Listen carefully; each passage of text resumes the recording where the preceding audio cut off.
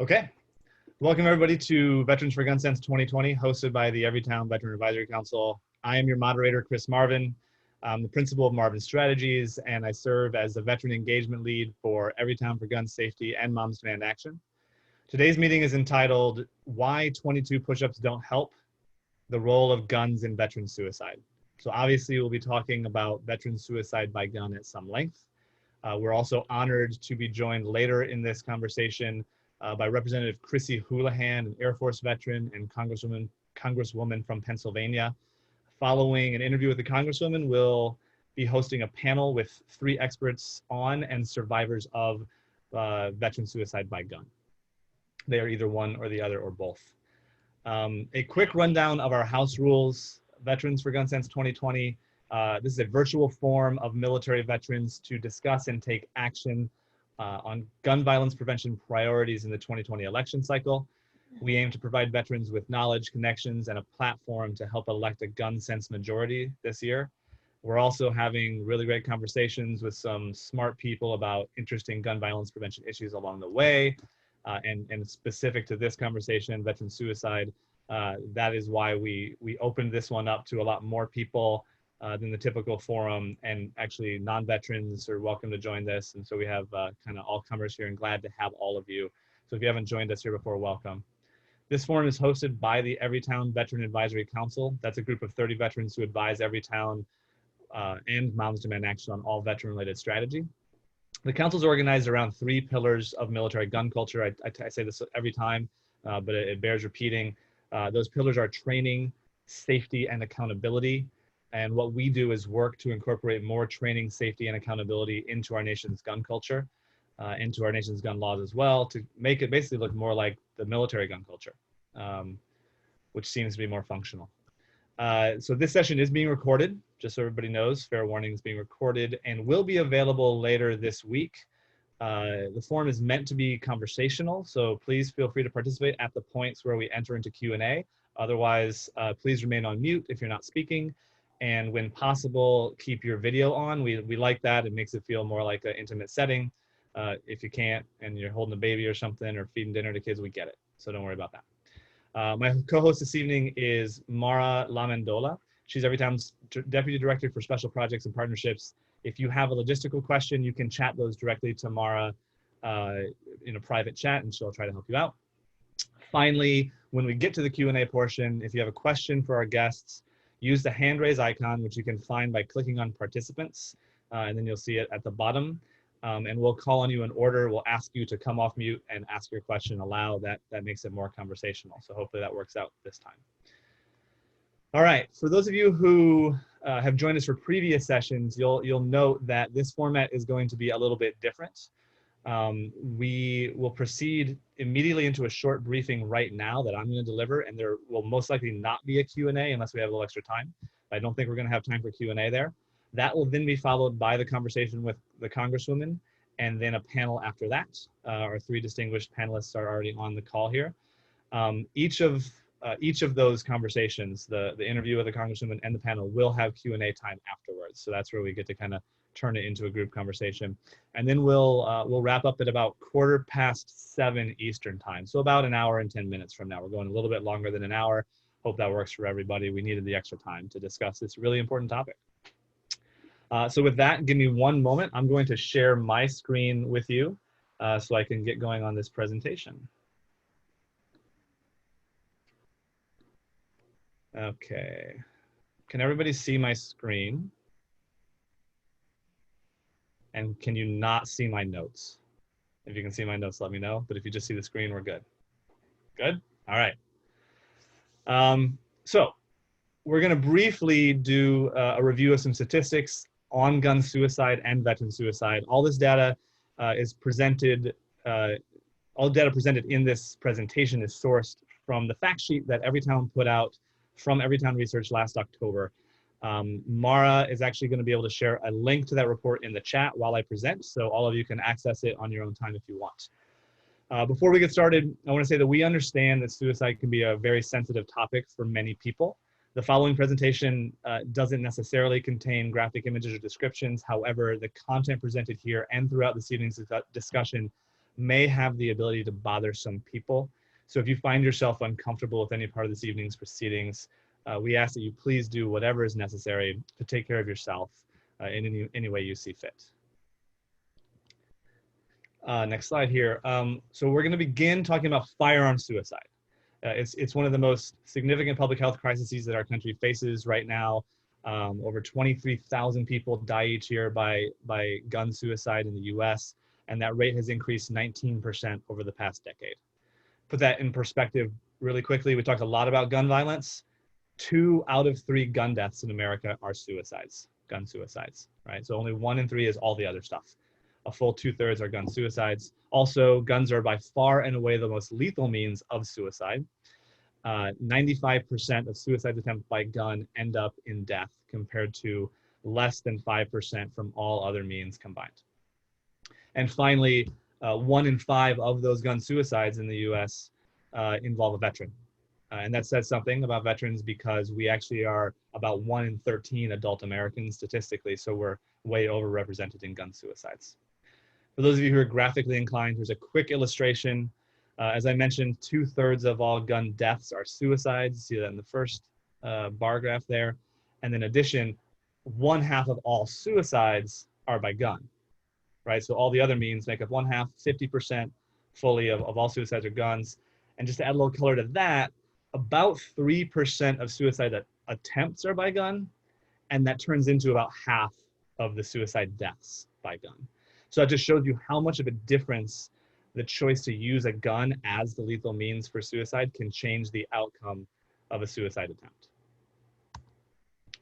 We're going to narrow the conversation quickly to veteran suicide exclusively, but start by talking about the fact that about 124 Americans who die by suicide each day on average. And of those 124, about 16.8 are veterans. Of those 16.8 on average, 11.4 are suicides by gun. So veteran suicides by gun per day on average. Some of you may have heard the number 22 as the estimate for daily veteran suicides. That's old data. It's actually inaccurate, and it was inaccurate when it came out. In 2012, the VA reported that 22 number, but the report that they used was actually highly criticized in the short term thereafter because of the means by which they collected the data. It was insufficient. And so a few years later, they kind of revised, they used different data collection, better data analysis, and they came up with a number of 20 suicides per day. And then after a little bit more time, they explained and clarified that that actually included veterans plus active duty, guard, and reserve suicides in that 20. And so when you remove those, you actually get a number, that number we said already, 16.8 veteran suicides per day, right? So that's the right number. 22 is the wrong number. 22 has been wrong as long as it's been out there. 16.8 is correct.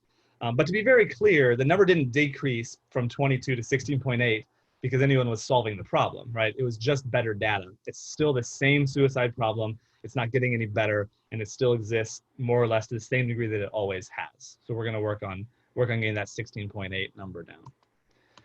If we extrapolate, thinking just about gun suicides for veterans here, if you take the 11.4 per day who die by gun suicide on average, you'll get about 4,200 veteran deaths each year by gun suicide. Think about that for just a second. That means each year, more veterans die by firearm suicide than everyone who died in 9/11. So why do we consider veteran suicide by gun to be such a pressing issue? If you haven't figured it out already, that it's potentially more pressing than is veteran suicide alone, and more important than gun suicide alone. First, the reason is because veterans are more than twice as likely to own a gun than are non-veterans. That's really not surprising given our familiarity with firearms, but what is surprising is that surveys tell us that 1 in 3 veteran gun owners have at least one gun in their home that is loaded and unsecured.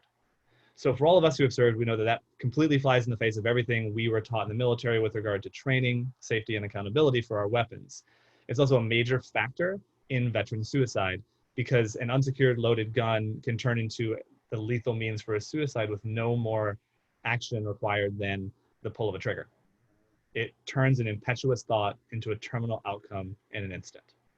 So these facts, along with the fact that general familiarity with and general familiarity with and access to guns are no doubt reasons why veterans are about 1.5 times more likely to die by suicide than non-veterans. And thus, 7 in 10 veteran suicides are by firearm. Here you can see the dramatic difference in the use of guns for suicide amongst veterans. So 68.2%, or about 7 in 10 veteran suicides are by gun, compared to just under half for non-veterans. So the logic would say that if the majority of veteran suicides are by gun, shouldn't we be putting the majority of our resources and efforts into addressing guns as the dominant lethal means? But if you look at the VA, Congress, certainly the administration, even certain think tanks and nonprofits, very few of them are prioritizing guns. Some are, but most are not. In June, the VA put out their Prevents Roadmap, which is a presidential task force that spent about a year working on veteran suicide and how to prevent it. In that 65-page report, the word firearm wasn't mentioned until page 41. And it was used only 8 times within 3 consecutive pages, all as a part of one recommendation called Recommendation 8, which talked about lethal means safety. So they get a little bit of credit for mentioning guns at all, but by not talking about guns in the majority of that report, they were effectively ignoring 70% of veteran suicides. And see, that's our problem in the veteran community. We're scared to talk about guns when we talk about suicide. And then our goal at Everytown, of course, is to inject guns into the veteran suicide conversation in a reasonable way. Hopefully what we're doing a little bit of tonight. One more deeper dive into the data, and as we isolate female veterans are only about 9.2% of the overall veteran population, but they're actually 15% of the military. So that means that both the numbers and the proportion of female veterans are increasing relatively quickly. The jarring stat is that since 2005, female veteran suicide has increased by 26%. While female veterans aren't as prone to gun suicide as male veterans are, they're still significantly more likely to die by gun suicide than non-veteran females. And again, we can surmise that this is because of the exposure to and familiarity with guns that female veterans gained in the military, and you know the rest of the grim statistics we've been going over. So you can see right here in this graph how much faster the gun suicide rate is increasing for female veterans compared to male veterans. In fact, female veterans are responsible for the majority of the increase, or a good significant part anyway, of the increase in the rates of veteran suicide by gun since 2005. Real quickly, this graphic speaks to where we place our priorities. So I'll be honest and say that in the past, I've actually been hesitant to compare suicides to combat deaths. People would say, you know, last year more veterans died by suicide at home than troops died in combat. For me, the denominators on that didn't match. In that given year, there were probably 20 million veterans in the country and only a couple 100,000 troops in combat. So of course there were more suicides. It was just never a fair comparison of raw numbers, but the numbers, the way you present them in this slide, it's more illustrative of our priorities. So if you have over 4,000 service members who have died in Iraq, Afghanistan, and Syria, all combined since 2001, and then you look since 2005, and more than 53,000 veterans have died by gun suicide. Not all suicides, just gun suicide. And if we consider the fact that every single life is valuable, and we need to recognize that the guns possessed and used by veterans on themselves are ending many, many more lives than guns and IEDs and rockets and other hostile actions used by enemy combatants overseas. And so I would say, how much do we spend on keeping our troops safe in combat and protect them from those enemy guns? A lot, right? Billions of dollars. So why shouldn't we spend significantly to protect veterans from their own guns? And finally, we do want to offer some methods that we know can and have been successful in preventing veteran suicides to also. Almost all of this will be covered later in the session, but I'll go over them very quickly. The first step in preventing veteran suicide is that all gun owners, not just veterans, but all gun owners should secure firearms unloaded and separate from ammunition. They use gun locks, use gun safes. That will get in the way of a suicide attempt. Next, we all have the responsibility to learn to identify signs of crisis. We have resources from the American Association of Suicidology that will be shared after this meeting. And if Mara has it, she may also put it in the chat box now. That's fine too, if she has it on hand. Once we identify a veteran in crisis, we need to find a way to separate him or her from a firearm, from any firearm, from all firearms. And red flag laws are one effective policy way to do that. There's other ways to do that. We'll talk about those later as well. And at the end, once we successfully dampened the threat of firearm suicide by separating the person in crisis from their guns, we can focus on those next steps, which are going to include mental health, peer support, drug and alcohol counseling, any other intervention that could reduce the risk of suicide for an individual.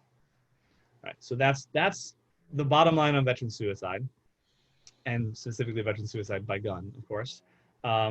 My Twitter is here. If you want to get in touch with me and you have more questions, DM me. Unfortunately, we do not have time for questions tonight, but please bear in mind that we do have additional time after the panel to talk about it. I'm happy to answer questions dig back into some of this data. But again, if you want to use my Twitter to DM me, that's great. And we'll continue to share additional resources both in the meeting and after the meeting with everybody who signed up for it. And with that, I'm going to stop sharing my screen so we can move on to tonight's distinguished guest. Give me one moment here. My screen has stopped sharing, I hope. Okay. Wonderful. So I'm going to introduce our distinguished guest now. U.S. Representative Chrissy Houlhan is an Air Force veteran, an engineer, entrepreneur, and an educator who is continuing her career of service as the first woman ever to represent Pennsylvania's 6th district in Congress. She's the daughter and granddaughter of Holocaust survivors who came to America with nothing. She grew up in a military family. Her parents met when her father and grandfather flew P-3s in the same Navy squadron. She earned an engineering degree from Stanford with an ROTC scholarship that launched her service in the U.S. Air Force and the Air Force Reserve, and later earned an MS, a Master's in Technology and Policy from MIT. She's committed to fighting for access to quality, affordable healthcare, common sense gun safety, government accountability and transparency, and working to build a strong, stable economy with good jobs and good benefits for everyone. Congresswoman, welcome to Veterans for Gun Sense. Thanks, and thank you for having me. Can you hear me okay? I can. Yeah. Oh, good. My evil plan is working. That's good. Well, we're really pleased to have you. I was telling folks before we started that last session we were joined by former Congressman and former Undersecretary of the Army Patrick Murphy, who once represented Bucks County, Pennsylvania, a little bit north of Philadelphia. You represent Chester and some of Berks County to the west and the south of the city. The good news is that we've got the Philly suburbs really well covered. I hope that as a former Philadelphia resident, I'm not showing my bias here. But I want to talk about the suburbs. That's why I bring it up, especially in a swing state. It seems that during the elections of 2016 and 2018, and certainly in the current election, we hear a lot about suburban voters. And I'm curious to know how you feel that your experience as a veteran specifically helps to convince maybe those moderate suburban voters that you can represent them well in Congress, particularly on the complex issues like gun violence prevention. Sure, and thanks for having me in this conversation is really critical, and I appreciated being able to poke into the beginning of your presentation as well. Absolutely, I believe that being a veteran and coming from a military family makes a difference in my credibility, you know, in terms of being able to talk about issues about gun safety and security in general. I also believe, I'm a former educator as well. I taught chemistry in North Philadelphia, that being a person who's been in classrooms as well, particularly in North Philadelphia, which is one of those places in our community that is most stressed in some cases by gun violence and gun safety issues. And so those two factors together, certainly as a candidate and now as a member of Congress, do give me the ability to talk into these issues with credibility and with, you know, compassion and empathy. I think what's interesting though is that as a candidate, and I'm serving as a freshman this year, as a candidate, I was advised not to talk about guns and gun safety issues. I was advised that in my part of Pennsylvania, that this was not a winning message, that if I met that issue head on, that I would most likely not be serving in Congress. And at that point in time, I made the very important decision that was, listen, if I'm not able to talk about gun safety, then I'm not the right person to represent our community. And it's really, really important that we talk about these issues, even if 40% of our community are gun owners, and even if we all believe that the Second Amendment needs to be protected and nurtured, we still should believe as a community in safety and security of our community. And so I ignored that advice. I decided to, you know, head on into this issue. And I think that it is something that our community welcomes. And Chrissy, you're clearly familiar with our community. 40% Democrat, 40% Republican, 20% independent. This is an issue that crosses party. It's just something that is common sense. And when we actually try to bring the veteran narrative into it really strongly through the three pillars of military gun safety that you might have heard earlier, but training, safety, and accountability.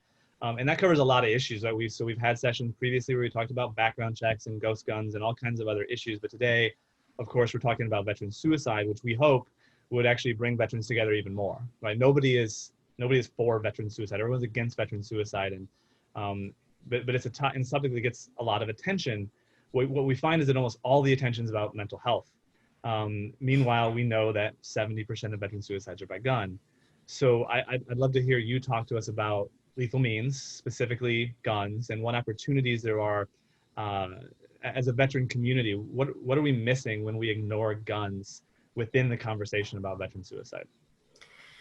And I'm glad that you brought this up as well. And you're right, we have kind of the perfect storm amongst the veteran population. We have high rates of gun ownership and in our population, but we also have high rates of mental health issues, and that's a bad combination. And we very much need to make sure that we're addressing both of those issues at the same time. And so there's clearly a crisis amongst our population. And I listened in when you were talking about the numbers. I'm an engineer, so I care about real good data. And I also heard that you were talking about kind of the propensity amongst women, veterans, to be more likely to have suicidal ideations than their counterparts in the civilian sector. So there are things that we can do, and they do kind of go at both sides of it, one the mental health issue and one the access, kind of and safety issue. Last week, the House and the Senate passed something called S-785, which is a mental health package. We included something called the Improve Act.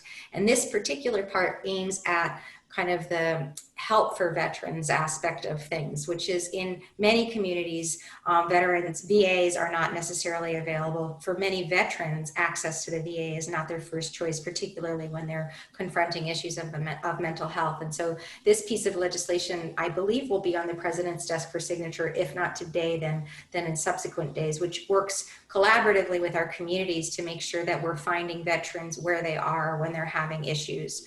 I also was able to help found something called the Service Women and Women's Veterans Caucus, because we are increasingly more and more a part of the population of active duty members and of veterans as women. We need to make sure that we're also being attentive to the differences that we have in terms of making sure that all people who have served feel as though they're welcomed by the VA, welcomed by our community. So that, I think, is really important. What I would say is I think there is an appetite bipartisanly in the Congress, and even in my state in Pennsylvania, in our state in Pennsylvania, to try to do the right thing. And I think what we're trying to do is just pass some common sense access, legislation that talks to background checks, some red flag laws that I know that you were alluding to as well, to make sure that we're being as thoughtful as we can be about access to guns and also about access to mental health resources. Yeah, I mean, background checks is certainly at the top of the list, and as you know, is probably one of the first bills you voted on when HR 8 passed in February of a year and a half ago, to 2019. What year is it now? I can't even remember sometimes. It was one of the very first bills. HR 8 and HR, I think it was 1122, were both background check bills. I'm really hopeful in a better place in January 2021 that we'll have a chance to take another crack at those. And let's hope that happens. Let's say that we get those across the line and through the Senate, and we have federal background checks that would do an immense amount for curbing gun violence and gun suicide. But when we talk specifically about suicide, one of Everytown's top priorities, as you mentioned, is extreme risk protection orders or red flag laws. So for those who aren't familiar, red flag laws allow a family member, law enforcement, or sometimes a mental health professional, it's different in every state, to flag an individual who might be a danger to him or herself or others. And then you can temporarily remove guns from the home or the possession of that person. So Connecticut and Indiana have had these for years. They've seen significant decreases in suicides by gun. Pennsylvania, I know, does not have a red flag law. In fact, only 17 states and DC do, so the majority of the country does not. What do you think could the passage of a red flag law could do to reduce veteran suicide? Because a lot of times we try to pull those two together. Considering how prevalent the use of guns is in our community, like how do we get that done in 2021, certainly after background checks? So I also am in support of several different bills that are in the House right now that are related to red flag laws. And there's a couple different ways to skin this cat. You know, some of them, as you alluded to, are at the state levels and other at the federal level.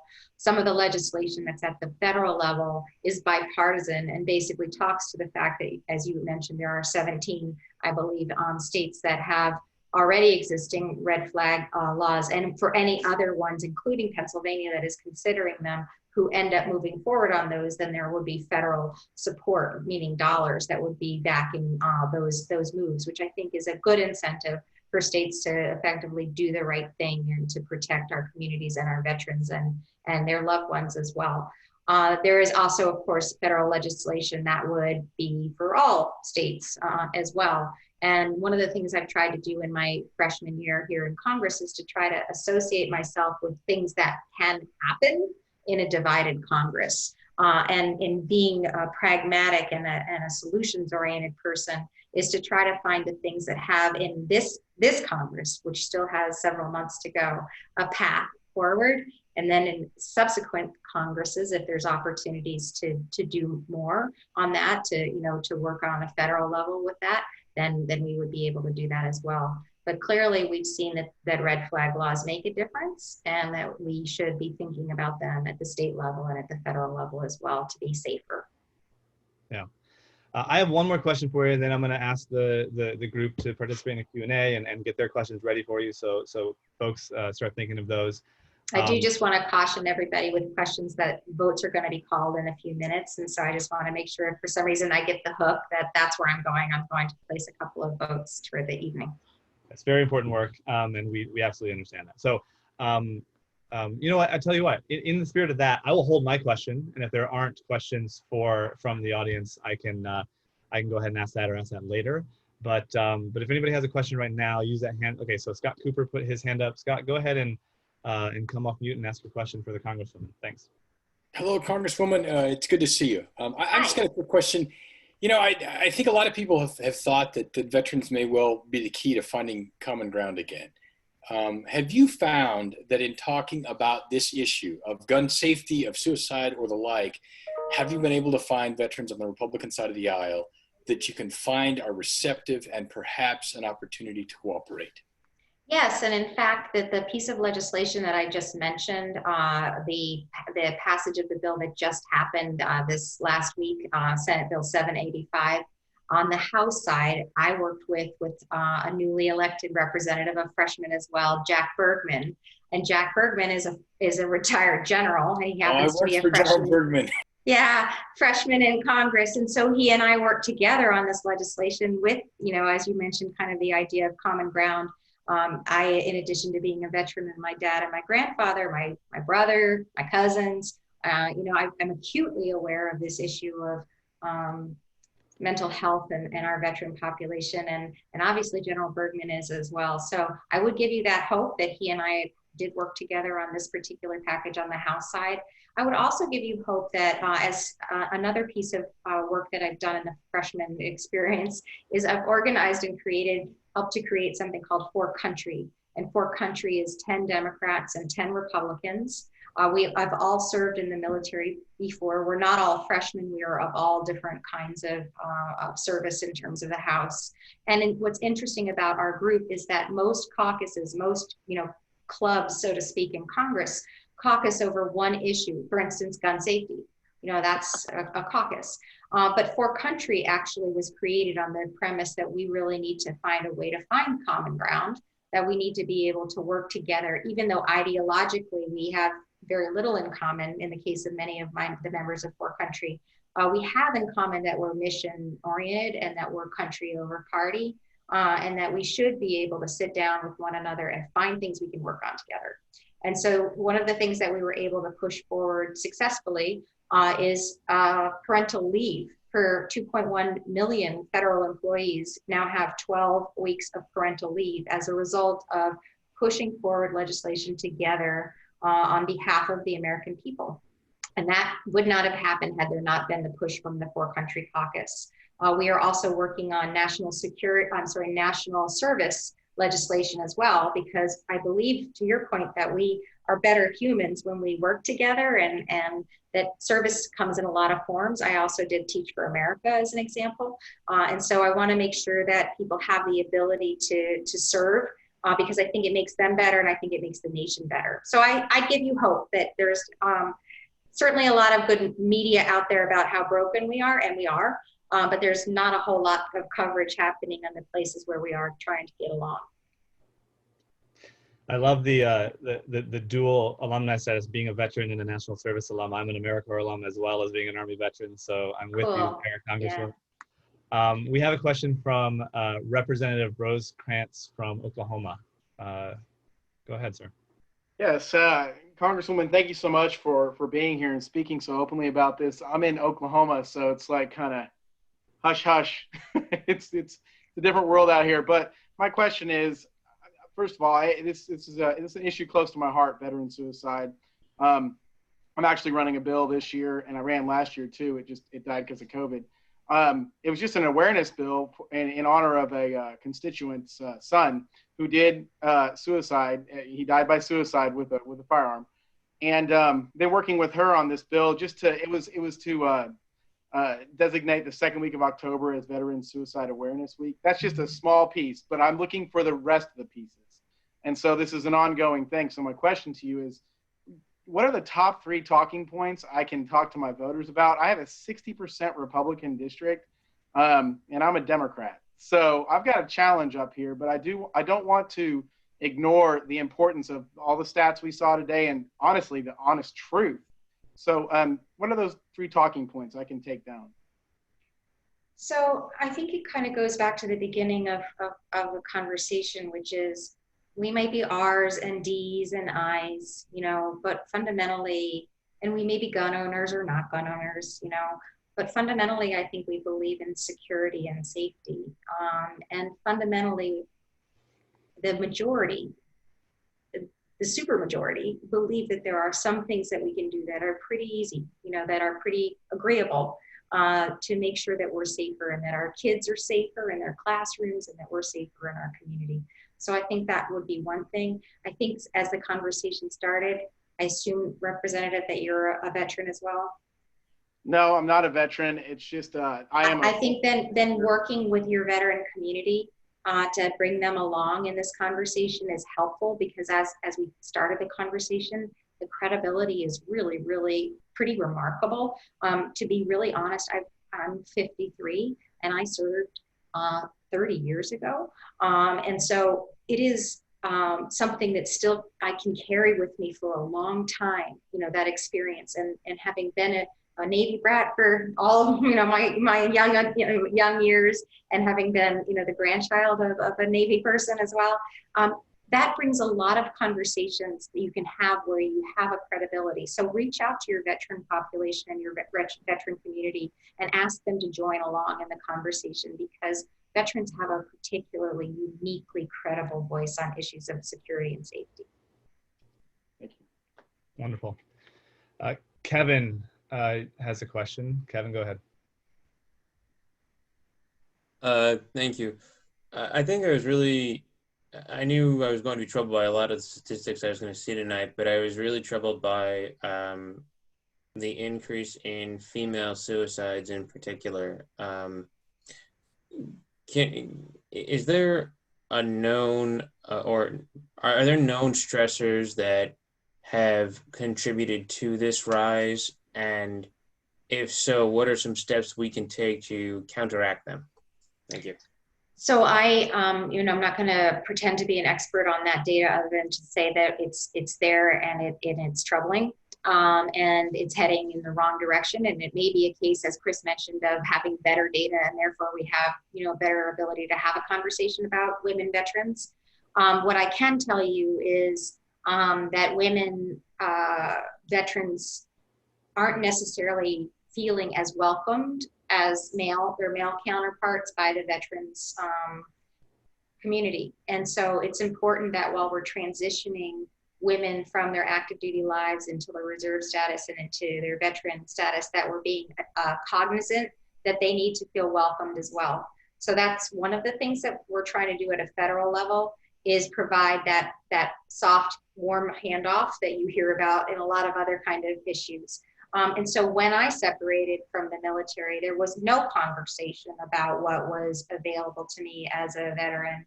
And now they have some pilot programs that are now becoming across all the services because of federal legislation that I helped pass, that will allow veterans, women veterans in particular, to be able to have what amounts to literally a 4-hour training that transitions them and gives them, you know, a conversation about what's available to them when they get to the other side, so to speak. And it's demonstrated statistically, demonstrably by facts, that those women will therefore be more likely to access the VA and will be less likely to consider suicidal thoughts. And if they do, will be more likely to ask for help. And so some things as simple as that, which are relatively low lift programs, you know, 4 hours of conversation before somebody transitions, that will help us be able to get, you know, involved in that woman's life. But we also just need to do some common sense things. I think some things, and I don't know how many people who are on this call are women veterans or women in TRICARE as an example.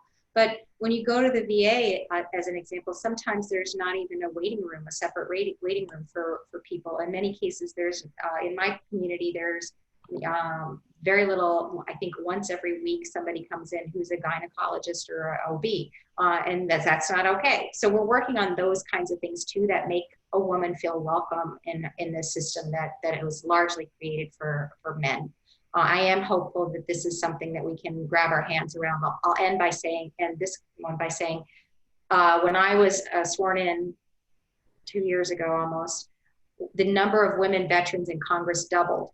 We went from 2 to 4. And so this is still a tiny number of people who are here in this Congress who have that experience and that vocabulary. I don't see any, oh, no, sorry. Just as I said that, I see one more hand go up. So I'm going to go ahead and defer to Alexander. Go ahead and ask your question. Thank you for your time, Congresswoman. I'll be brief. In terms of opposition, or at least the cause of ambivalence politically, is the NRA or any other organization, lobbyists or otherwise, causing an impediment to your efforts or other efforts to try and raise these issues of background checks and attempts to mitigate access? Yeah, and that was part of the conversation that, you know, we had when I was a candidate, which is like kind of lay low and stay out of the fray, because you don't want to be, you know, part of the NRA's you know, attention. You don't want the eye of Sauron on you.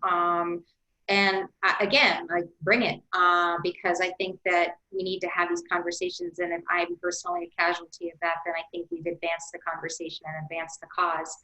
I think that we've seen that the NRA has been weakened, and that's good.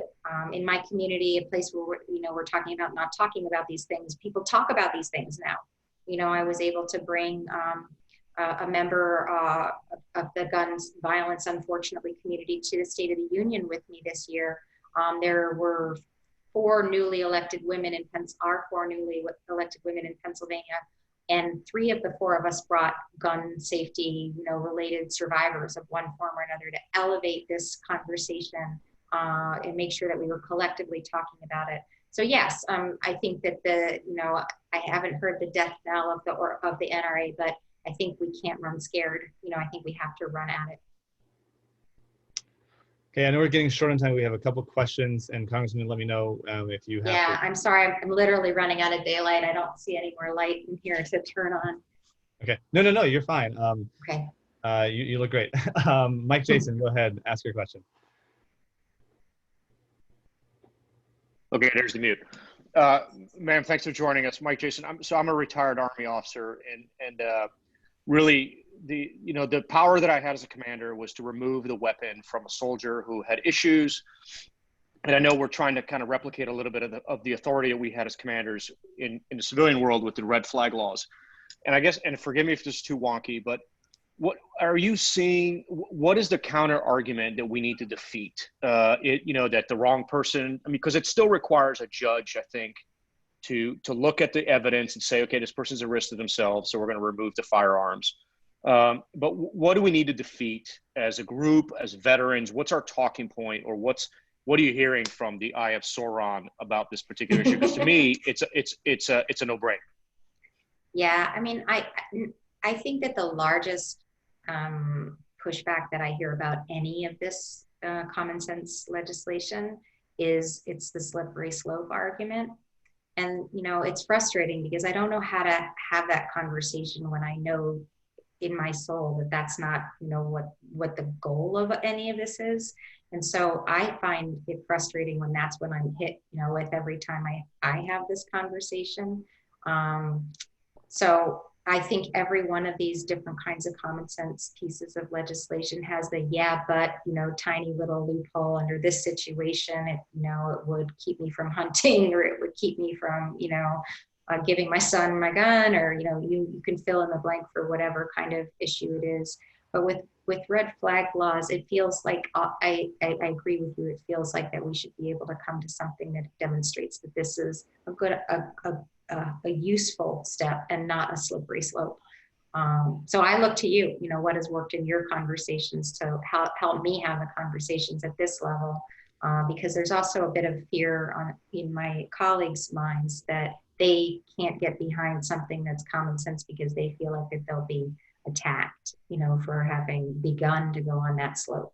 So if you all have ideas of how to have those conversations, I'd love them. Wonderful. Do we have time for one more, Congresswoman? I do. I think I have a hard stop at 6:45, which is 1 minute away, so I can go over a little. All right, Matt, if you ask a quick question, Matt, we'll get a quick answer, and then we'll let the Congresswoman go. So Matt Pilak. Well, thanks, Chris. I'll be super fast. Congresswoman Matt Pilak, I'm an Army veteran. I think my main question is, how do we make sure, do we have any data respective to veterans being discouraged from looking for mental health care because they're afraid of getting their gun taken away, similar to how veterans are discouraged from seeking mental health care from worrying about a security clearance violation. I'm also a guardsman, been in for 24 years. I want to be able to communicate to my soldiers to say, hey, like, this is okay. You need to seek help. Don't worry about getting your guns taken away. There's a system that works. You know what I mean? You'll get them back. And I don't necessarily expect you to come up with talking points or answers, but do we have data, and is that part of the equation on this? Because I think this may discourage some soldiers, service members, from seeking care because of it. And I just want to figure out a way around that. So thanks for the question. And one of the things that is a kind of a superpower of a member of Congress, or the Congress itself, is to ask for that data. And so if this is something where we have a hole, then that's a good place for me to be helpful and to try to find ways to find that information out. Only recently were we able to, try to begin to unwrap why people use guns in the ways that they do. As you talked about the NRA was pretty powerful in shutting down any use of research dollars to understand that. In this Congress, we were able to break that. So that's good. But I'd love to take you up on that question. I was looking through the attendees to see, I believe I have a member of my team on the phone, but I can't find her. So if it's okay, maybe what I'll do is I'll follow up with Chris and get, your question more, codified or put on paper so that I can think about whether there's some place where we can insert that. What's also interesting, and this is a piece of advice, and then I'll have to go, because I serve on the Armed Services Committee as well, and I serve on the Foreign Affairs and Small Business Committee, but related to this conversation, the NDAA is the authorization act for the DoD that happens every single year, pretty much without fail, pretty much bipartisanly, with a few exceptions, including last year. But what's interesting in the NDAA is this is actually a really good vehicle to put this kind of question into language and amendments, and therefore into law. And so because I have that, opportunity on behalf of Pennsylvanians, it's a good place to ask for data and ask for information. And I will be sure to make sure we follow up with you guys on that. Congresswoman Chrissy Houlhan, thank you so much for your time and wisdom. You're welcome. Yeah, we know you snuck us in between obligations and are about to go vote. We're very grateful. Thank you for all you do in Congress for veterans and for gun violence prevention. Of course, it was good to be with you guys. Thank you for your service, and talk to you soon. Awesome. Standing ovation on Zoom there. Thanks, Congresswoman. Take care. All right.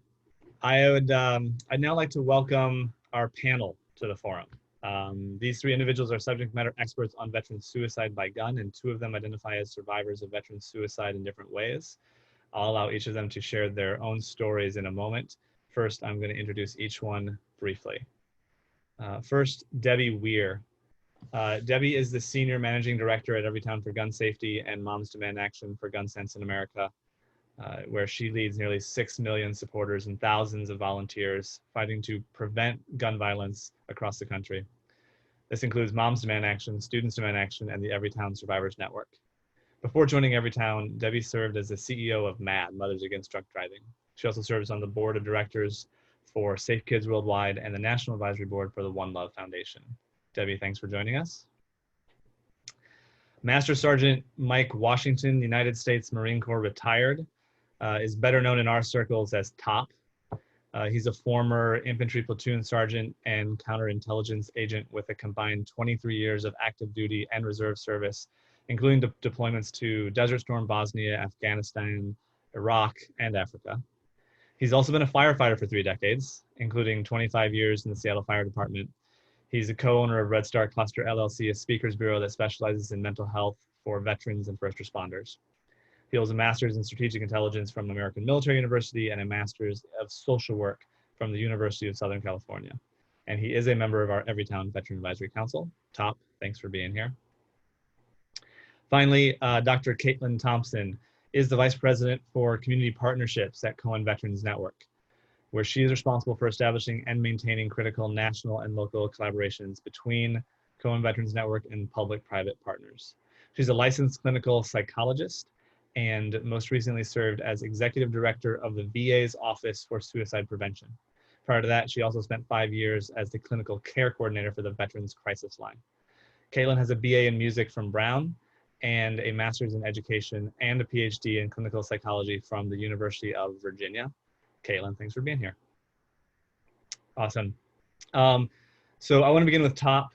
First of all, reading your bio, Top, I start doing the math on your military service and your firefighter service, and I don't understand how you're not like 130 years old, because there's like multiple decades in there, but I guess that's the benefit of some reserve time.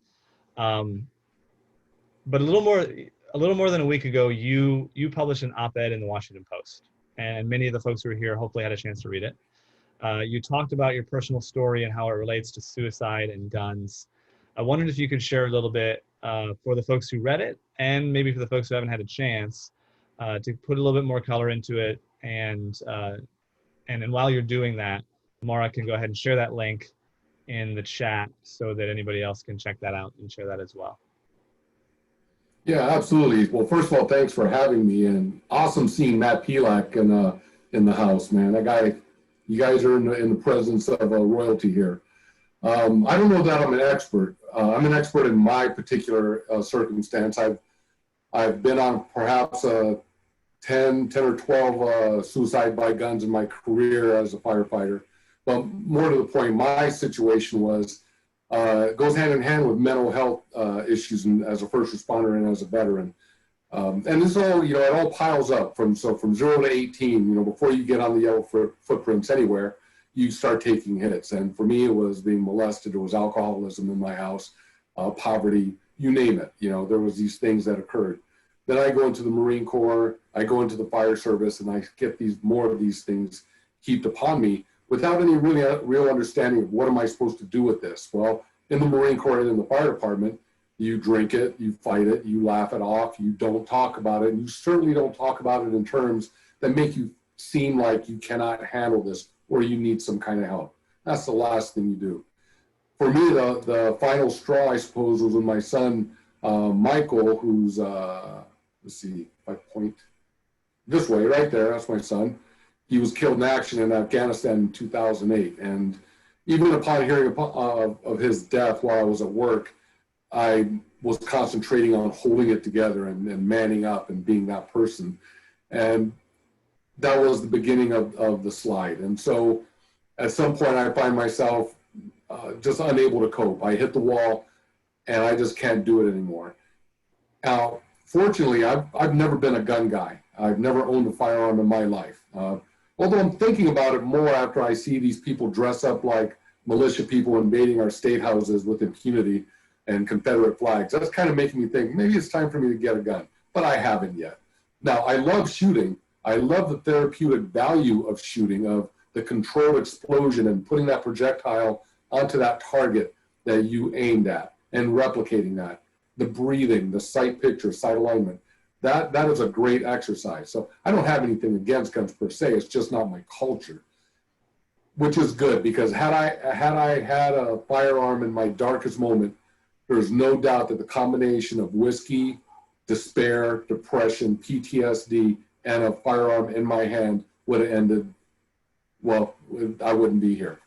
My two methods was riding my motorcycle through busy intersections against the light, and that was just rolling the dice, and fortunately that came out in my favor.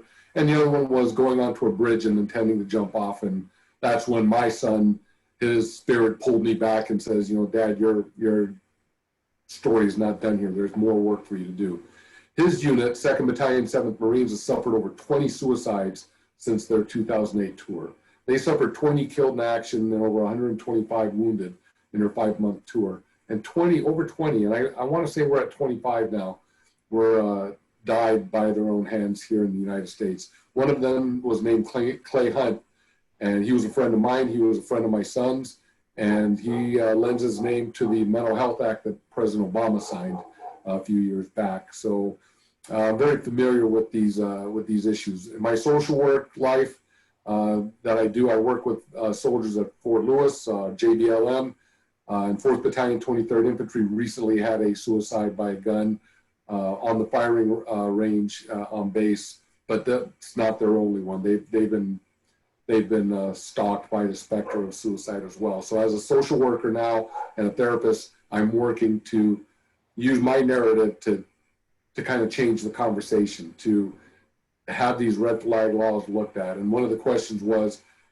how do we change that story? And it's tough to do, because up here with heroin, the heroin issue up here, we have similar laws that we're trying to pass that family members can have a heroin addicted family member on a 72-hour hold. There's pushback against that for people losing their rights to make bad decisions.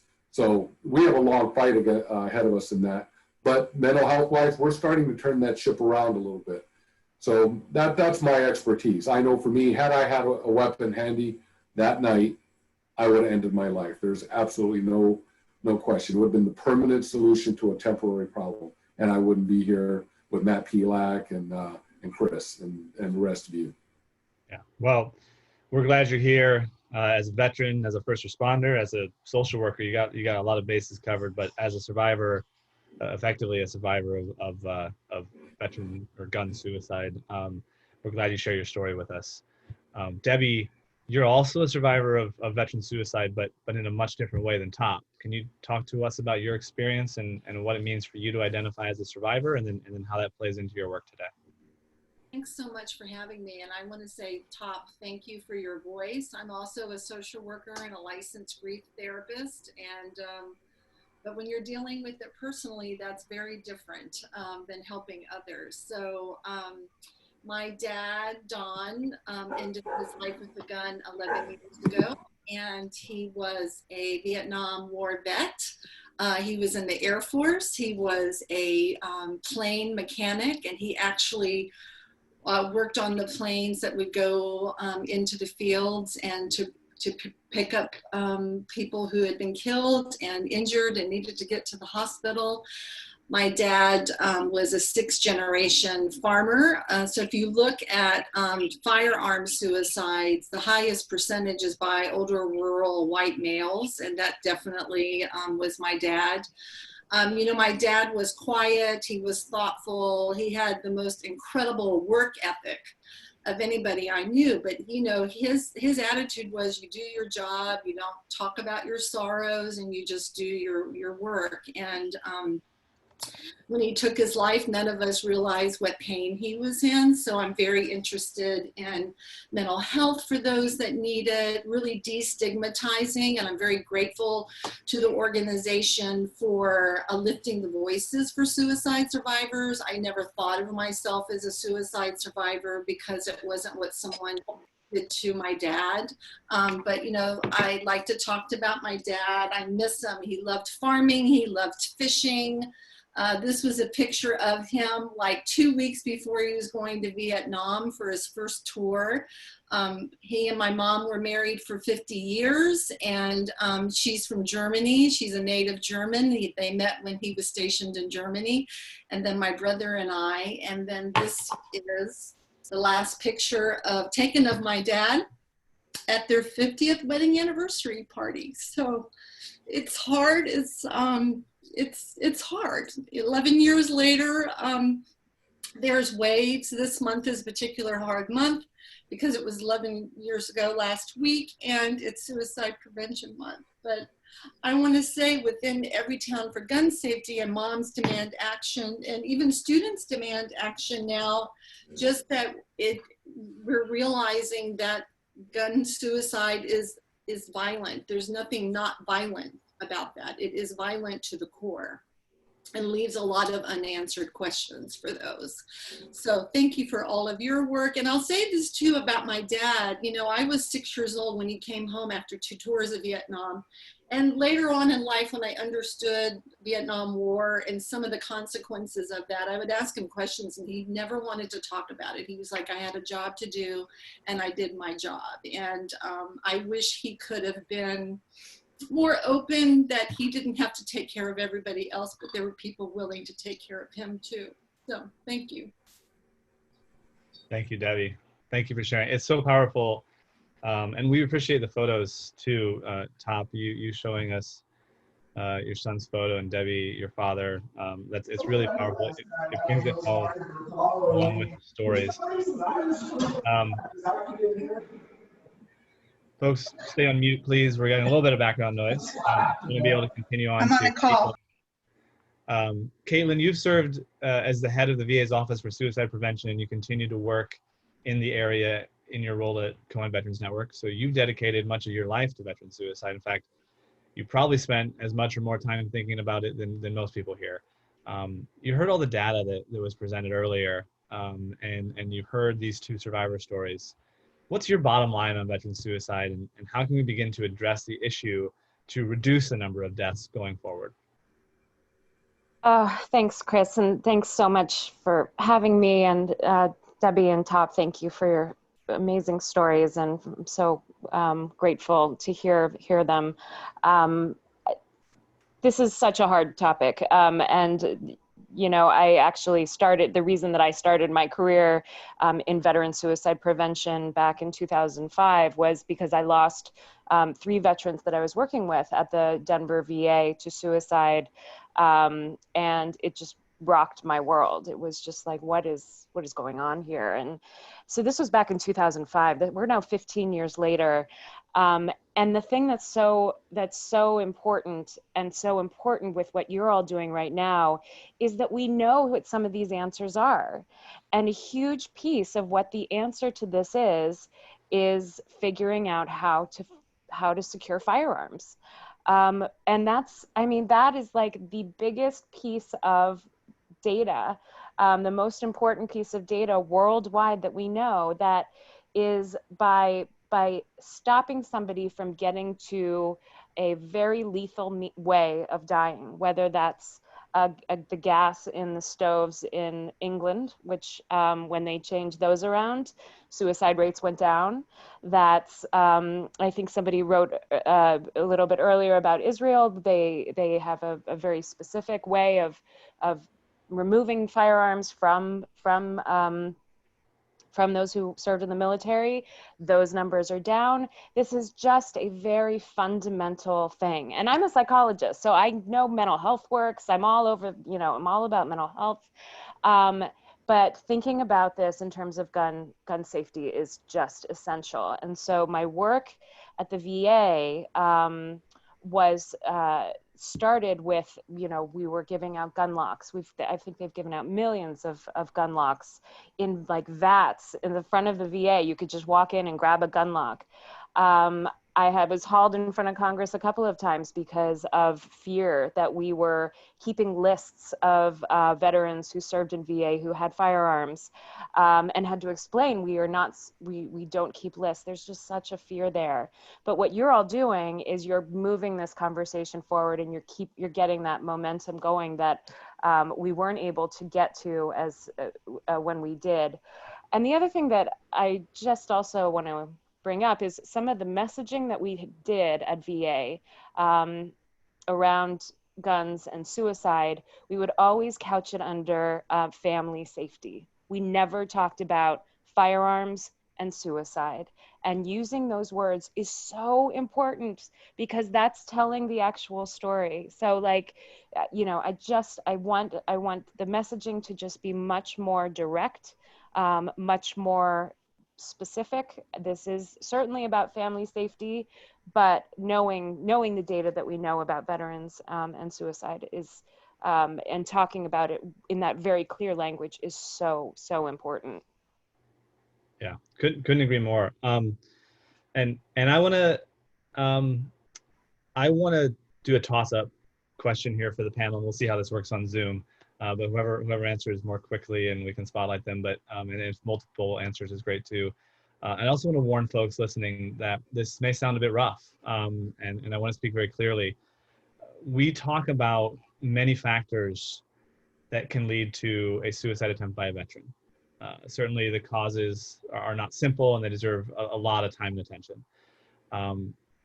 That may include mental health counseling, peer support, drug and alcohol rehabilitation, et cetera, et cetera. But the way I see it, and we're sort of underlining what we've been saying all night here, the way I see it, we can't do any of those things. We can't get to those things if we can't separate a veteran in crisis from his or her gun, as Caitlin just explained, right? The reason is the gun's quicker, right? Again, I apologize if that sounds crass, but a loaded and unsecured gun is quicker than mental health counseling. It's quicker than peer counseling. It's quicker than rehab. The veteran doesn't have a chance to use any of those services if he or she uses the gun first. And at least that's true 95% of the time, because that's how often it ends in death. I just want to know what any of the three of you might have to say about that, how you react to that, and after that, I want to open up to questions from everybody else. But I'll throw the toss-up out there. I would say it's quicker and it's more accessible for many. And I would also say that there's not just a stigma when your loved one dies by suicide, but there's a stigma in some communities, especially in rural America, about, even seeking counseling support, and so there's a lot of stigmatizing on both sides. Yeah, I agree. There's so much to this, but there's a big cultural component. Half the Marine Corps comes from Texas, and then half of those guys, or I'd say all those guys, probably had firearms in their family before they even joined the Marine Corps. So that's a very personal part of them. And I think that sometimes for the veteran who suicides by firearm, that there's a symbolism to that. There's a symbolism to the service, to my weapon, to all these things that come together. And as I said, for me, it would have been more a case of alcohol being involved and not thinking properly, being impulsive, and and just going straight there, despite all these other avenues I have to change course. But that's I think cultural is a big deal for mental health and the and using a weapon for suicide.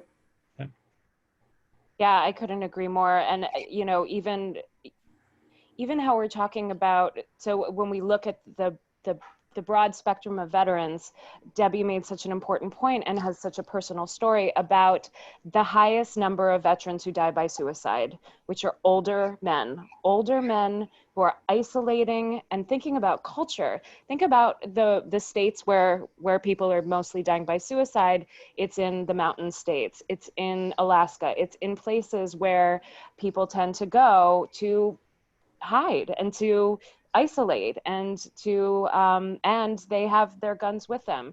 So that's exactly the population that we need to really be looking towards. The VA, some of the statistics show that the VA only sees a small portion of those veterans who have died by suicide. So then enhancing the community care outside of there, which like we're doing at Cohen Veterans Network, but other places, is so important.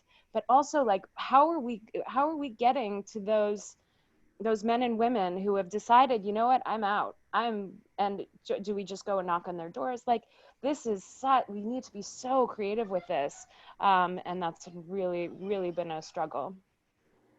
Yeah, I think it's also worth noting that in a lot of those Western states, or those states where veteran suicide rates are high, they also tend to correlate with states that don't have the strongest gun laws as well. So if a veteran doesn't already have access to a gun, maybe they're restricted in some way. Sometimes it's easier to get a gun by avoiding background checks. And certainly red flag laws, we talked about, only exist in 17 states. So even if there's a loved one who has a chance to intervene, that may be harder than it would be in another state. So I'm going to open up to questions and conversation. If you have a question for me or for the panelists, please use the hand raise icon as we did before. And again, you can find that after clicking on participants at the bottom of the screen. And Representative Rosecrans, I see you have your hand up, sir. Go ahead and ask away. Thank you. And thank you all for sharing these stories. It's so refreshing to hear this. Just in this state, everything, what you've been talking about, the stigma and everything else like that, if you use the word gun, it's people just shut their eyes and they just don't even think that. So I'm going to direct this to Top. First of all, thank you for your service. And it's because my angle, I want to find a way forward with mental health and then have guns involved too. But I think a frontal attack on just saying guns are the reason why this is happening, which I think it is not going to be effective, at least here in Oklahoma. We could open it up to the panel. What are some ideas you have to connect the two, yet without making it sound that I'm trying to take away your gun, basically? Well, for me, my target audience is first responders and veterans and active duty military. So when I go and talk to Apache Company, 4th Battalion, 23rd Infantry later on this week, I'm talking to 18 to 20, 22-year-olds primarily, but everybody else as well. And my first and foremost goal here is to destigmatize mental illness. And so when I can stand up as a Marine veteran, multiple tours, firefighter, healthy baby of Hawaii 1965, all these great things, and then can admit to having mental health issues and beating them, then they can look at that and go, okay, well, he's not soft, he's not weak, and that gets my foot in the door. And then we can start talking about, okay, so what are some of the ways we can do this? And that includes the red flag kind of laws, or even mindset, where, hey, if you know one of your squad mates or your platoon mates are going through a hard time and you know they have weapons, let's have the conversation about you holding those weapons for him or her while they seek mental health treatment, and make it not an official government kind of thing. That's where I start. Now I'm all on board with the government, more of a structured way to do it. But I think we get more traction to open up our ears and expand the minds of our target audience by making it somebody familiar to you who's there to help you out by holding your weapons for you until you get your help and giving them back to you. Yeah, and I would also add, thank you so much. I know it's tough in Oklahoma. I lived in Texas for 28 years. I've lived in Virginia, North Carolina. These are hard states to get these meaningful laws passed. But I will say we need different messengers, right? So if you look at Moms Demand Action, a lot of our volunteers are women, and we need more messengers. That's why we need more veterans who are willing to speak and testify about that. We need more gun owners who are on board with this common sense approach. We need more faith leaders to talk about this. I think that's critically important, especially in the Midwest and the South where it's harder, and that it's not about, you know, trying to take your gun away. It's about maybe for now we need to take that gun away and limit access while someone gets help. So it's one thing you can do now, and it's not forever. But I think different messengers who have a lot of credibility with legislators that, again, are vets, faith leaders, and gun owners is very important. Great. I want to add something to what Top said as well about finding someone you trust to potentially hold a firearm for you. Now, that's not necessarily legal in every state. You can't just hand over your gun to somebody else. But what is legal in every state is if you have a gun safe, is locking your gun in your gun safe and giving your keys to somebody else, right? We would do this at a bar. If a friend had too much to drink, we would say, give me the keys. I'm going to take the keys from you, give them back to you when you're sober. If a veteran's in crisis, we do the same thing. And I'll actually give a quick shout out. I said this exact same thing on a podcast that I believe came out yesterday or this morning called Zero Blog 30. I'm sure many of you have heard of it and maybe subscribed. Was honored to be a guest. I saw Kate on here earlier, so I was glad that she joined too. But was honored to be a guest on that. If you have a chance to listen, you know, please listen to that. We talked about more things related to preventing veteran suicide by gun. With forgiveness from everyone, I'm going to just go a little bit over the quarter after deadline that I set. Hopefully that's okay with our panel members and with my co-host Mara. Anybody else, if you got to go, please do depart. But I know we have a bunch of questions. I don't want to leave any off. So we're going to go a little bit over time here. And we're going to start by letting Pete Lucier ask his question. So Pete, go ahead. Thanks, Chris, and thanks to all the panelists. I got to ask this question on behalf of my fellow law student who used to work at the VA, David Steele, and he had a specific question for you, Dr. Thompson. He did some work at the VA, so this is a very wonky question that I don't entirely understand. But he, in his time at the VA, I guess he had some concerns about the VA-wide implementation of something called the Columbia Suicide Severity Rating Scale, and the possibility that being asked the same, I guess that's some kind of ratings, being asked that question multiple times could create some maybe numbness, or there's maybe it wasn't necessarily the best assessment. So if you could speak to that, Dr. Thompson, from your time at the VA, do you see any? Yeah, I think you can read. Yeah. Absolutely. Yeah. Thank you so much, Peter. And please everyone call me Caitlin.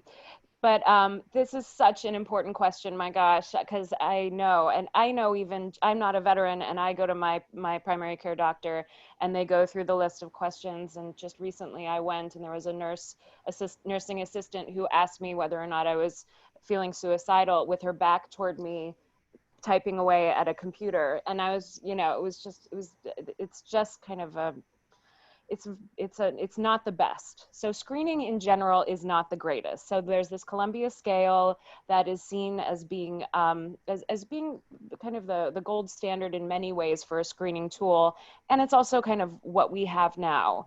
It has shown, though, that as a tool, and this is the thing that is frustrating, especially as a clinician, is people use it as like a tool in your toolbox. If you're worried that somebody might be suicidal, you ask the very specific questions about suicide. The answers may be no, they haven't felt suicidal, then you can move on. If you've ever said, yeah, I've thought about suicide, because many people have at some point in their lives thought about suicide to some degree, then there's this questionnaire that they have to go through. There's huge assessment, which in fact is really important if somebody is at risk for suicide. We need to know the things like you had a recent suicide attempt, or you have access to a firearm, or you just recently got divorced, have financial problems, all of the above risk factors. But at the same time, I can see, and I hear this all the time from veterans who especially go to the VA, and there's a pop-up on their medical record of don't forget to ask the Columbia or don't forget to ask about suicide. That can, I can understand how it can feel like it dilutes the question. And there is certainly a worry that if that's the case and somebody comes in and is in fact feeling suicidal, that they will say, oh, no, even if they are. But that said, we do know too that people who do screen positive for suicide, when they do say yes, there is a very strong, there's not a strong probability, but there's a likelihood that's higher. They're at higher risk for suicide than others. So we still have to use some sort of a screening method, but we're still working on it. And I hear you. Sorry, that wasn't a great answer, but thank you so much. No, it's great. Thank you. No, it's really in depth, and we appreciate your experience there, Caitlin. I think there's something similar too with suicide as a contagion, and you talk about awareness campaigns, and things where we commemorate suicides, and a lot of times that brings to the fore for someone who might be feeling suicidal that, wow, someone else did that. Wow, that's well, he did it. Well, I guess if he did it, I could do it. And like, that's not always the case. But Tom mentioned 2-7 Marines. His son was a member of that unit. Many suicides, and you get concerned about how much the idea becomes a contagion the more you talk about it. Now, that's why there's a difference between awareness, right, or commemoration, and prevention, right? And that's when we talk about guns, we can talk straight up about prevention. Like, remove the gun, you're preventing a suicide in many cases. So Matt Pilak, go ahead and ask your question, sir. Sorry, yeah, one more, run my math a little bit more. It just reminds me of a situation that I was in. I was at home. You know, it was pretty hot and heavy in Team Rubicon 2012. I come into 2013. We had another member commit suicide. His name is Neil Landsberg.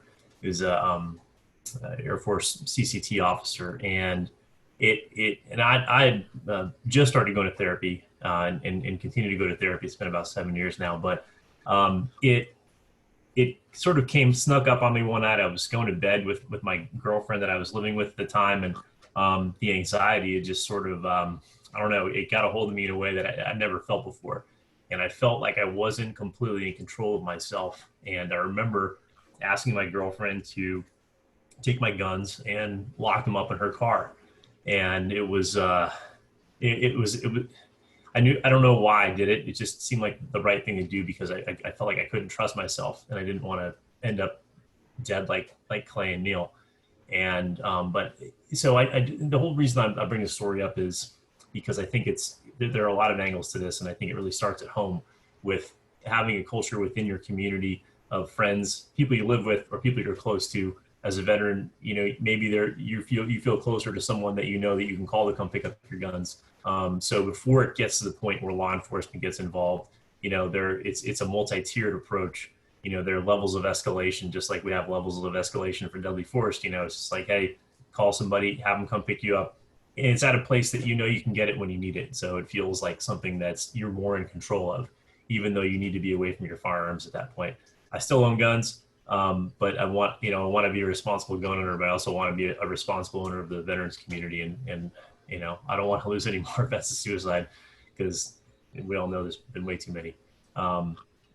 Yeah, so I don't know if anybody's had any success with this in their own communities, but I think it's something that we should, you know, seriously consider implementing in some form or fashion. Thanks Matt, for sharing. thank you for sharing that story. That's huge. And I also want, it also speaks to the fact that we don't necessarily, you should be thinking about who you would give your guns to, even if you've never felt suicidal. You should think about that now, because you don't want to be doing it during a period of time when you've been drinking, when you're in a major crisis and you're like, oh my gosh, maybe I should give my guns to somebody. So the fact that your girlfriend was there, I mean, I'm so glad that you were able and you felt comfortable enough to talk with her about it. So that's another thing I recommend, is just preparing. Even if it never happens, at least you know. Yeah, thanks, Matt. I think that just, you know, I said it before, that sort of that take the keys, you know, and if we have that plan in advance, it's a little bit easier. But Caitlin hit it on the head, right? Like we said, the first thing is you store your own guns separate from unloaded and separate from ammunition, right? And locked, secured with a gun lock or in a gun safe. And if you do that, honestly, it's just how much more of a pain in the ass is it to go put that all together, and how much more time does it give you to really contemplate, your own crisis, your own time of crisis, versus having something under your pillow, locked and loaded, ready to go, or unsecured and loaded, ready to go. So that's just something to think about when you're more in your own sort of right mind as you may be right now. So right now is the time to do it. Now it's time to prevent gun suicide, prevent veteran suicide in your own life. We may have time for one or two more. Trying to see how much time we can squeeze out of this, but I'm going to go to Hans Nielsen. Go ahead, Hans, ask a question. All right. Good afternoon, everybody. So my name is Hans Nielsen. I former U.S. Navy, separated from service in 1997, and I really appreciate this conversation and being invited into it. I apologize if my question's a little naive. It's been so many years since I was discharged, but what I've been thinking about through this conversation today is there any work within the Pentagon through the branches, or is there any proposed legislation to implement adding the topic of the relationship between guns and suicides at the point of separation for service members? They teach us how to go find a job and tie our shoes in a different way just so we can reintegrate into civilian life. It seems like this would be a really good opportunity to bring in veterans groups who do know what works into that point of separation, at least so they know that there's a relationship between the two, and it may help destigmatize it if they're hearing it from veterans groups, and also give them resources when they do separate. Already exists because as my professional work in occupational health and safety, we're trying to intervene at the point of before a problem sets in. So educating prior to, and then also pinging again at those high impact times. And so maybe trying to find out outreach to those typical age groups. So that's sort of what my question is. If we know sort of conversationally what works as far as communication and reduction of rates, doing it during the natural points, during separation, and then the age range at which they may see higher rates of suicide by gun. So that's just my question. And again, I appreciate your time today, everybody. Chris, can I tackle that? Yeah, please do. Hey, thanks for asking that. So Mike Jason, I'm a retired Army colonel. I was on the Army staff until last year. And this was what drew me to Everytown and to this panel, frankly, or to this organization. Because the short answer is no. That's the subject of the op-ed that we're working on this weekend in Fayetteville, North Carolina. And it's about our community's fetishizing of weapons. So I studied every gun incident in the Army for 3 years because it came across my desk every day for 3 years. And that's what turned me is by, it's not even close, like 20, 30, 50 to 1, it's privately owned weapons. So the incidents of malfeasance, suicide, accidental discharges, negligent discharges, spouse abuse, or domestic violence, they're all happening with privately owned weapons. And it's this fascination and this identity culture with our private guns. Very rarely it does. It happens on duty. We have, again, as Chris started the meeting with, supervision, safe storage, training, qualification, certification, all this whole environment. But you take the same guy, the same Ranger, the same SEAL, and you give him a fifth of Jack Daniels and some stressors and a Facebook breakup on a weekend, and you have the exact same risk factor, actually more so. So I had a talk, I told the group tonight, I had a talk with an Army active duty general officer tonight. He recognizes it, their leadership is getting it. But this is a very difficult conversation. Commanders can, like red flag, as a commander, removed weapons, the service weapon, from my soldiers when I thought they were in crisis. And it worked. Now, if I'm in Iraq and Afghanistan, easy. If I'm back here at home and he lives off post, I can't do anything about it. So he's got a Beretta back at the house. I can ask him, and I can put it in my arms room, but generally no. So our take is we have to first have the conversation, to recognize it, recognize the risk factor, and then really work with the legislature to get these red flag type laws passed with our local communities. But the reality is, I mean, there was a point while I was in command in 2011 and 12, the NRA went bonkers on our attempts for suicide. And so I, as a commander, was forbidden by law from asking a soldier if he owned a personally owned weapon. And so that policy came down, like, you can't ask that because it's a Second Amendment right. I'm like, yeah, I don't want the kid to kill himself. So I'm passionate about it because we recognize the risk, and the active duty folks cannot talk about it in public because you can't, ill speak politics and all that. So we have to do it for them. It's a problem. It's a mega problem. And it's going to take a very complex set of probably incremental solutions. Thank you, Mike. Fantastic. I think that's a great way to end. I don't want to cut our panelists off, but I have already gone, well, I'm going to end up going 15 minutes over, but it's a nice round number to go half past the hour. So I'm going to go ahead and call it. If folks have additional questions, take the next couple minutes to type them into the chat.